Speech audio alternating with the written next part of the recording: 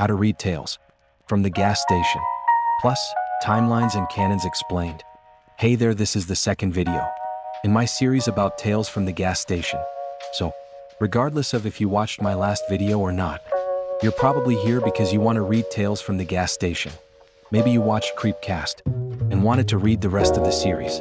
Or maybe you listened to Mr. Creepypasta and wanted more. Or you heard about it from a friend. Or you've randomly had this video recommended to you. Regardless, one of the things I struggled with when getting into this series is mainly what order to read and or listen to the stories in. Which is why I'm here to explain the reading order and what I think is the best way to enjoy the series.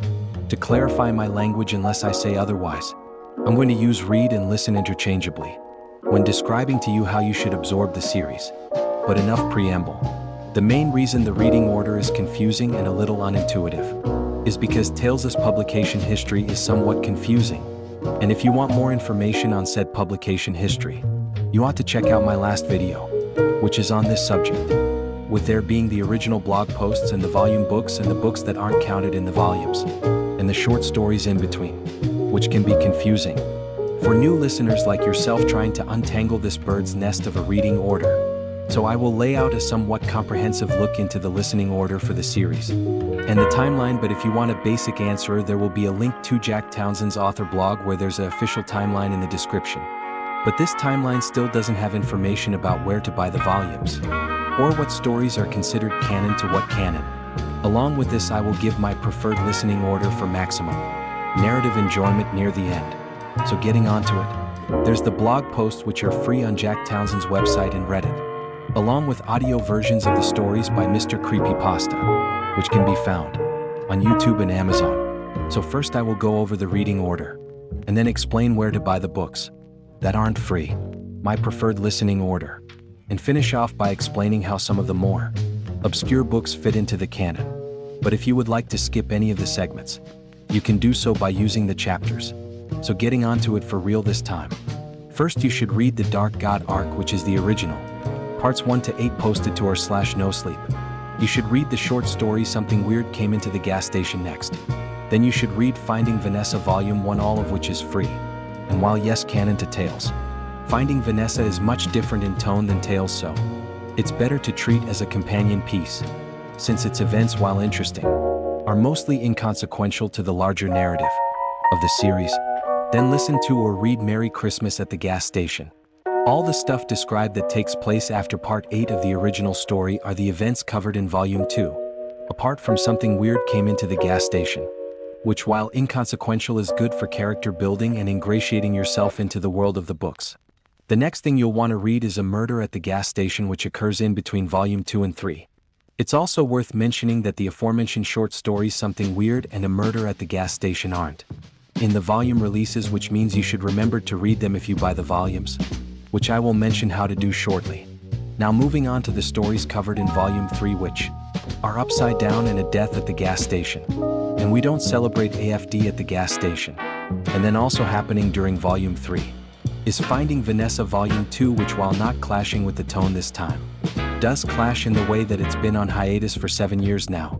Now the only problem with the stories that are covered in volume 3 is that they don't give a real end to the narrative, like what's found in the volume release. This is contrary to volumes 1 and 2, which while not having the complete story in their blog versions do have a satisfying overarching narrative, more so in volume 1 than 2. But still, I mean this in the way that the volumes cover the events in between the short stories, which turns the short stories from shorts into one big overarching narrative. And while yes, in volume 1 there is part 4, which is covered in the books, but not in the blog, the thing is that the point is that it's not covered. But what I mean is the events, like, I don't know what to really call them, except for A Murder at the Carnival and Failing at Finding Vanessa at the School, which takes place in between Upside Down and Death at the Gas Station, which are more than the interconnecting tissue in the previous volumes, since they move the overall plot forward, which doesn't come through in the short story. So I suggest just reading the volume. And to finish off with the Tales from the Road stories that take place after volume 4, which are The Tale of the Spider Folk, Gilligan's Place, and The Abandoned Zoo, in that order. As for reading the volumes, just read volume 1, then the short stories set in between it, and then volume 2, And same goes for the rest of the shorts set in between the volumes. You should then read the Green Knight and Bedside Manner books in between volumes 3 and 4, since even if their canonicity is dubious, they are full books which are definitely worth listening to. Now for the segment where I explain where to buy the volumes and other books. The 4 volumes are available for hardcover and/or paperback, along with being available on Kindle or as e-books. And they are also available on Audible, as audiobooks or audio dramas. Additionally, if you don't have the money for it, Audible has a 30-day premium free trial, which comes with a credit, which will let you listen to at least the first 2 volumes if you refund the credit you used for volume 1 and use it to get volume 2. And maybe more, but Audible might catch on to you and stop you before you listen to the other volumes. But even if you can't for whatever reason, Bedside Manner is free on Audible and YouTube, narrated by Mr. Creepypasta. Now moving on to my recommended reading order.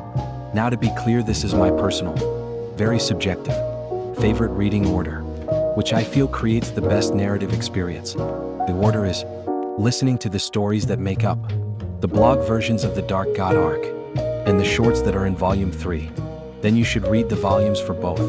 And then you should just read the 3rd volume, without reading the blog version, while reading the shorts not found in the volumes, along with reading the Bedside Manner and the Green Knight books, in between volumes 3 and 4, and then only listening to volume 4, and then listening to Tales from the Road.